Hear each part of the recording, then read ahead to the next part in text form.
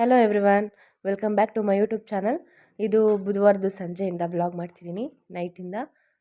ಬೆಳಗ್ಗೆಗೆ ತಿಂಡಿಗೆ ದೋಸೆ ಮಾಡಬೇಕು ಅಂದ್ಕೊಂಡಿದ್ದೆ. ಸೊ ಅದಕ್ಕೋಸ್ಕರ ನಾನು ಅಕ್ಕಿ ನೆನಾಕ್ತಿದ್ದೀನಿ. ತುಂಬಾ ಸುಲಭವಾಗಿ ಮಾಡ್ಬೋದು. ನೀವು ಸತಿ ಈ ಥರ ಟ್ರೈ ಮಾಡಿ ನೋಡಿ, ಚೆನ್ನಾಗಿ ಬರುತ್ತೆ. ಸೊ ನಾನಲ್ಲಿ ಅಕ್ಕಿ 3 ಕಪ್ ಅಕ್ಕಿ, ಉದ್ದಿನಬೇಳೆ 2 ಕಪ್ಪು, ಸೊ 1 ಕಪ್ಪು ಕಡಲೆಬೇಳೆ ತೊಗೊಂಡಿದ್ದೀನಿ. ರಾತ್ರಿ ಎಲ್ಲ ನೆನೆಸಿ ನಾನು ಇದನ್ನು ಬೆಳಗ್ಗೆಗೆ ತಿರುವಿ ಮಾಡಿರೋದು. ನೀವು ಟ್ರೈ ಮಾಡಿ ನೋಡಿ, ಚೆನ್ನಾಗಿ ಬರುತ್ತೆ. ಸ್ವಲ್ಪ ನಾನು ಸೇರಿಸ್ಕೊತಿದ್ದೀನಿ, 1 ಹಿಡಿಯಷ್ಟು. ಸೊ ನೋಡಿ, ಈ ಥರ ಗಟ್ಟಿಯಾಗಿ ಚೆನ್ನಾಗಿ ರುಬ್ಬಬೇಕು. ಗಟ್ಟಿಗೆ ಇರಬೇಕು ದೋಸೆ ಹಿಟ್ಟು, ಯಾವತ್ತು ಚೆನ್ನಾಗಿ ಬರುತ್ತೆ. ಇನ್ನು ಈ ಕಡೆ ಒಂದು 6 ಆಲೂಗಡ್ಡೆನ ಬೇಯಿಸ್ಕೊಂಡಿದ್ದೆ. ಈಗ ಆಲೂಗಡ್ಡೆ ಪಲ್ಯ ಮಾಡೋಣ ಅಂತ ಮಾಡ್ತಿದ್ದೀನಿ. ಒಂದು ಕಡಾಯಿಗೆ 2 ಟೇಬಲ್ ಸ್ಪೂನ್ ಎಣ್ಣೆ, 1 ಟೇಬಲ್ ಸ್ಪೂನು ಸಾಸಿವೆ ಹಾಕೋಬೇಕು. ಸೊ ಚಟಪಟ ಅಂದಮೇಲೆ ಕಡಲೆಬೇಳೆ ಹಾಕಿ ಚೆನ್ನಾಗಿ ಕೆಂಪುಗಂಗೆ ಫ್ರೈ ಮಾಡ್ಕೋಬೇಕು. ಒಂದು 4 ಮೆಣಸಿನ್ಕಾಯಿ, ಹಸಿರು ಮೆಣಸಿನ್ಕಾಯಿ, 1 2 ಈರುಳ್ಳಿ ಜಾಸ್ತಿ ಇದ್ದರೆ ಚೆನ್ನಾಗಿರುತ್ತೆ, ತುಂಬಾ ಚೆನ್ನಾಗಿ ಇರುತ್ತೆ. ಅದನ್ನು ಚೆನ್ನಾಗಿ ಸ್ವಲ್ಪ ಕೆಂಪುಗಂಗೆ ಫ್ರೈ ಮಾಡ್ಕೋಬೇಕು. ಸ್ವಲ್ಪ ಅರಿಶಿನ ಪುಡಿ, ರುಚಿಗೆ ತಕ್ಕಷ್ಟು ಉಪ್ಪು ಹಾಕಿ ಚೆನ್ನಾಗಿ ಫ್ರೈ ಮಾಡಬೇಕು. ನೆಕ್ಸ್ಟ್ ಇಲ್ಲಿ ಆಲೂಗೆಡ್ಡೆನ ಸ್ಮ್ಯಾಶ್ ಮಾಡೋಣ ಅಂತ ಹೋದೆ, ಅದು ಸ್ಮ್ಯಾಶ್ ಮಾಡೋಕ್ಕಾಗಲಿಲ್ಲ. ಸೊ ಕೈಲೇ ಸ್ಮ್ಯಾಶ್ ಮಾಡಿಬಿಟ್ಟು ಕಾಯಿ ತುರಿ ಎಲ್ಲ ಹಾಕಿ ನೀಟಾಗಿ ಬಾಡಿಸ್ಕೋಬೇಕು ಒಂದು ಸತಿ. ಆಮೇಲೆ ಆಲೂಗೆಡ್ಡೆನ ಹಾಕ್ಕೊಂಡು ನೀಟಾಗಿ ಅದನ್ನು ಚೆನ್ನಾಗಿ ಮಿಕ್ಸ್ ಮಾಡಬೇಕು. ಇಲ್ಲ ತಳದಲ್ಲೆಲ್ಲ ಉಳಿದಿರುತ್ತೆ, ಅದನ್ನು ಚೆನ್ನಾಗಿ ಮಿಕ್ಸ್ ಮಾಡಲಿಲ್ಲ ಅಂದರೆ ಉಪ್ಪೆಲ್ಲ ಹಿಡಿಯಲ್ಲ, ಸಪ್ಪೆ ಸಪ್ಪೆ ಅಂತ ಅನಿಸುತ್ತೆ. ಪಲ್ಯ ರೆಡಿ ಆಯಿತು. ಈ ಕಡೆ ದೋಸೆ ತವಾದಲ್ಲಿ ದೋಸೆನ ಹಾಕ್ತಿದ್ದೀನಿ. ನೋಡಿ ಎಷ್ಟು ಕ್ರಿಸ್ಪಿಯಾಗಿ ಬಂದಿದೆ ದೋಸೆ ಅಂತ, ಅಂದರೆ ಮಸಾಲೆ ದೋಸೆ ಥರನೇ ಬರುತ್ತೆ ಸೇಮು. ನೀವು ಸತಿ ಟ್ರೈ ಮಾಡಿ ನೋಡಿ, ಈ ಥರ ಮಾಡಿ ತುಂಬಾ ಚೆನ್ನಾಗಿ ಬರುತ್ತೆ, ಟೇಸ್ಟಿನೂ ಚೆನ್ನಾಗಿರುತ್ತೆ. ಸ್ವಲ್ಪ ದೋಸೆ ಮೇಲೆ ಆ ಥರ ಎಣ್ಣೆ ಹಾಕಿ ತುಂಬಾ ಚೆನ್ನಾಗಿ ಬರುತ್ತೆ. ಎಲ್ಲನೂ ನಾವು ಅಳತೆ ಪ್ರಕಾರ ಹಾಕಿದ್ರೆ ಚೆನ್ನಾಗಿ ಬರುತ್ತೆ. ಇಲ್ಲಾಂದರೆ ಬ್ಯಾಟರ್ ಚೆನ್ನಾಗಿಲ್ಲ ಅಂದರೆ ಏನೂ ಚೆನ್ನಾಗಿ ಬರಲ್ಲ, ಮೂಡೆಲ್ಲ ಅಪ್ಸೆಟ್ ಆಗೋಗ್ಬಿಡುತ್ತೆ. ಆಮೇಲೆ ಇನ್ನೇನು ಲಂಚ್ ಬಾಕ್ಸಿಗೆ ಅವನು ಒಂದೇ ದೋಸೆ ತಿನ್ನೋದು, ಲಂಚ್ ಬಾಕ್ಸಿಗೆ ಇಡ್ತಿದ್ದೀನಿ. ಅಷ್ಟರಲ್ಲಿ ನಾನು ಹೊರಟೆ, ರೆಡಿಯಾಗಿ ಟೈಲರಿಂಗ್ ಕ್ಲಾಸೆಲ್ಲ ಮುಗಿಸ್ಕೊಂಡು ಅಷ್ಟರಲ್ಲಿ ನಾನು ಮನೆಗೆ ಹೋದೆ. ಮನೆಗೆ ಹೋಗೋದಕ್ಕೂ ಮುಂಚೆ ಇವತ್ತು ನನ್ನ ಫ್ರೆಂಡ್ ಬರ್ಡೇ ಇತ್ತು. ಸೊ ಅವಳಿಗೋಸ್ಕರ ಏನಾದರೂ ಪರ್ಚೇಸ್ ಮಾಡಬೇಕಿತ್ತು, ಏನಾದರೂ ಗಿಫ್ಟ್ ಕೊಡಲೇಬೇಕಲ್ವ ಬರ್ಡೇ ಅಂದಮೇಲೆ. ಸೊ ಇಲ್ಲಿ ಅಂಗಡಿ ನೋಡಿದೆ, ಏನು ತಗೋಬೇಕು ಅಂತಲೇ ಗೊತ್ತಾಗಲಿಲ್ಲ. ಸೊ ಒಂದು 2-3 ಕಡೆ ನೋಡಿ, ಸೊ ಕೊನೆಗೆ ಈ ಥರ ಸ್ಲಿಪ್ಪರ್ಸ್ ಎಲ್ಲ ನೋಡಿದೆ. ಓಲೆಗಳಂತೂ ತುಂಬ ರೇಟ್ ಜಾಸ್ತಿ. ಸೊ ಸ್ಲಿಪ್ಪರೇ ಚೆನ್ನಾಗಿ ಕಾಣ್ತಿದ್ವು. ಕಾಲೇಜ್ಗೆ ಹೋಗ್ತಿದ್ಲಲ್ಲ, ಚೆನ್ನಾಗಿರುತ್ತೆ ಅಂತ ಸ್ಲಿಪ್ಪರ್ಸ್ನೇ ತೊಗೊಟ್ಟೆ. ಇನ್ನು ನಂದು ಹಳೆ ಮಿಷಿನ್ ಇತ್ತು, ಅದನ್ನು ಮಿಷಿನ್ ಕೊಟ್ಬಿಟ್ಟು ರಿಪೇರಿ ಕೊಟ್ಟಿದ್ದೆ. ರಿಪೇರಿ ಆಗಲ್ಲ ಅಂತ ಹೇಳಿದ್ರು, ಅದಕ್ಕೆ ಹೊಸದೇ ತಗೊಬಿಡಿ ಅಂತ ಹೇಳಿದ್ರು. ಅದಕ್ಕೋಸ್ಕರ ಹಳೇದು ಕೊಟ್ಬಿಟ್ಟು ಅದಕ್ಕೆ ರೀಪ್ಲೇಸ್ಮೆಂಟ್ ಹೊಸದು ತಗೊಂಡೆ. ಸೊ ಇನ್ನೇನು ಟೈಲರಿಂಗ್ ಕ್ಲಾಸಿಗೆ ಹೋಗ್ತಿದ್ದೀನಲ್ಲ, ಅದಕ್ಕೆ ಏನೇನು ಬೇಕಾಗಿತ್ತು ಸಾಮಾನುಗಳೆಲ್ಲನೂ ತಗೊಂಡೆ.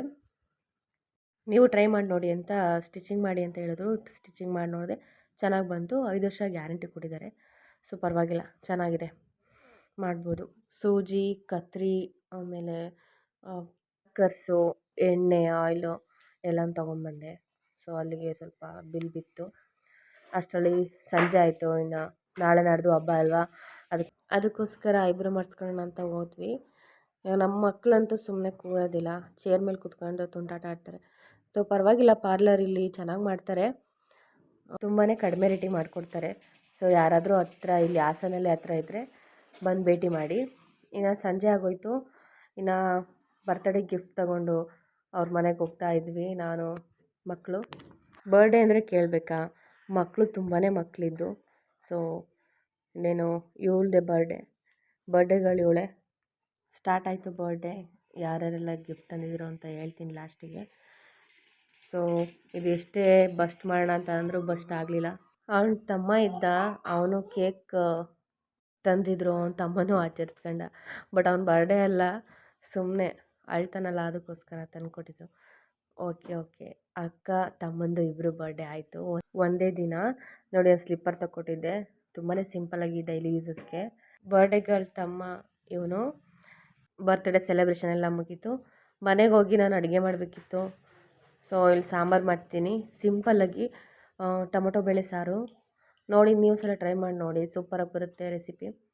ಸೊ ಕಾಯಿ ತುರಿ, ಮತ್ತು ಇಲ್ಲಿ ಒಂದು ಈರುಳ್ಳಿ, 4 ಟೊಮೊಟೊ ಹಾಕಿ ತೊಗರಿಬೇಳೆನ ಒಂದು 5 ನಿಮಿಷ ಮುಂಚೆನೇ ನೆನೆಹಾಕ್ಬೇಕಿತ್ತು. ಸೊ ನೆನೆಹಾಕ್ಬಿಟ್ಟು ಒಂದು ತೊಗರಿಬೇಳೆ ಒಂದು 2 ಟೇಬಲ್ ಸ್ಪೂನು, ಖಾರದ ಪುಡಿ, ಸಾಂಬಾರು ಪುಡಿ, ಜೀರಿಗೆ ಹಾಕ್ಬಿಟ್ಟು ಮಿಕ್ಸಿಲಿ ರುಬ್ಕೋಬೇಕು.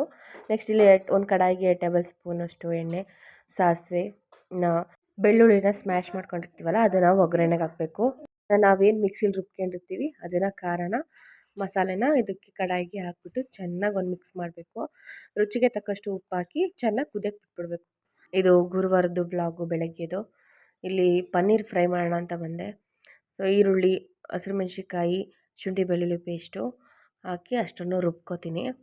ಇಲ್ಲಿ ಒಂದು ಕಡಾಯಿಗೆ ಒಂದು 2 ಟೇಬಲ್ ಸ್ಪೂನಷ್ಟು ಎಣ್ಣೆ, 1 ಟೇಬಲ್ ಸ್ಪೂನಷ್ಟು ಸಾಸಿವೆ, ಚಕ್ಕೆನ ಹಾಕೋತಿದ್ದೀನಿ. ಅದನ್ನು ಸ್ವಲ್ಪ ಎಣ್ಣೆಲಿ ಚೆನ್ನಾಗಿ ಫ್ರೈ ಮಾಡಬೇಕು. ಅದರಲ್ಲೊಂದು ಒಳ್ಳೆ ಫ್ಲೇವರ್ ಬಿಟ್ಕೊಳ್ಳುತ್ತೆ, ಸೂಪರಾಗಿರುತ್ತೆ ಸ್ಮೆಲ್ಲು. ಅದು ಲೋ ಫ್ಲೇಮಲ್ಲೇ ಚೆನ್ನಾಗಿ ಫ್ರೈ ಮಾಡ್ಕೋಬೇಕು. ನೆಕ್ಸ್ಟ್ ಇನ್ನು ಮಿಕ್ಸಿಲಿ ರುಬ್ಕೊಂಡಿರ್ತೀವಲ್ಲ ಈರುಳ್ಳಿ ಮತ್ತು ಹಸಿರು ಮೆಣಸಿನ್ಕಾಯ್ದು ಅದನ್ನು ಜಾಸ್ತಿ ನೀರಾಗಿ ಹಾಕ್ಕೋಬೇಡಿ. ನನಗೆ ಸ್ವಲ್ಪ ಜಾಸ್ತಿ ನೀರಾಯಿತು. ಸೊ ಸ್ವಲ್ಪ ಗ್ರೇವಿ ಥರ ಮಾಡಬೇಕಿತ್ತು ನಾನು, ತಿಕ್ನೆಸ್ ಚೆನ್ನಾಗಿ ಬರಬೇಕಲ್ವ ಅದಕ್ಕೋಸ್ಕರ. ಈರುಳ್ಳಿದು ಹಸಿರು ಮೆಣಸಿನ್ಕಾಯ್ದು ಹಸಿ ವಾಸನೆ ಹೋಗೋ ತನಕ ಚೆನ್ನಾಗಿ ಫ್ರೈ ಮಾಡ್ಕೊಳ್ಳಿ. ಸ್ವಲ್ಪ ಅರಿಶಿನ ಪುಡಿ, ಖಾರದ ಪುಡಿ ಹಾಕಿ. ಖಾರದ ಪುಡಿ, ಸಾಂಬಾರು ಪುಡಿ ನಂದು 2 ಮಿಕ್ಸಲ್ಲೇ ಇರುತ್ತೆ. ಸೊ ನಾನು ಖಾರದ ಪುಡಿ, ಸಾಂಬಾರು ಪುಡಿ ಅಂತ ನಾನು ಸಪ್ರೇಟ್ ಹಾಕೋಕ್ಕೋಗಲ್ಲ. ಒಂದು 3 ಟೊಮೆಟೊ ಹಣ್ಣನ್ನ ರುಬ್ಬಿಟ್ಟು ಹಾಕಬೇಕು.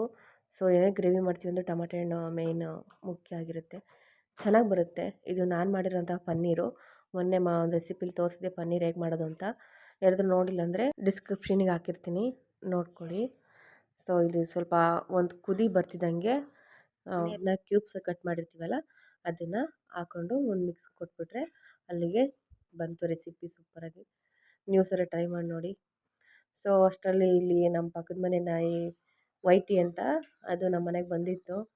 ನೋಡಿ ಎಷ್ಟು ಚೆನ್ನಾಗಿ ಆಟ ಆಡ್ಕೊಂಡು ಇರುತ್ತೆ. ಸೊ ಕ್ಲಾಸೆಲ್ಲ ಮುಗಿಸ್ಕೊಂಡು ಇಲ್ಲಿ ಮಾರ್ಕೆಟಿಗೆ ಬಂದೆ. ಇದು ಹೂವಿನ ರೇಟು ತುಂಬಾ ಗಗನಕ್ಕೇರಿದೆ.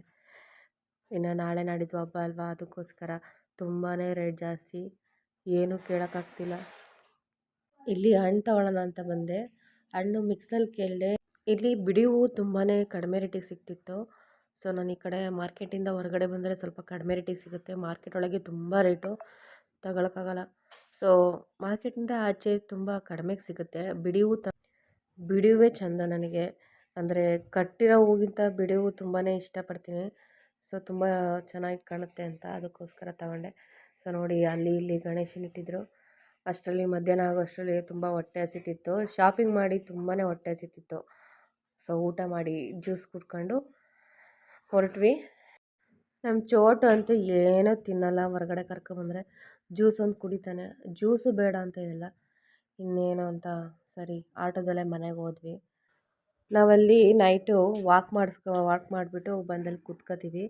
ಇಲ್ಲಿ ನೋಡಿ ನಮ್ಮ ವೈಟಿ ಮತ್ತು ಇನ್ನೊಂದು ದೊಡ್ಡ ನಾಯಿ ಎಷ್ಟು ಚೆನ್ನಾಗಿ ಆಟ ಆಡ್ಕೋತಿದ್ದಾವೆ.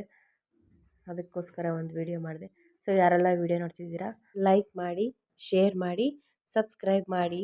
Thank you for watching.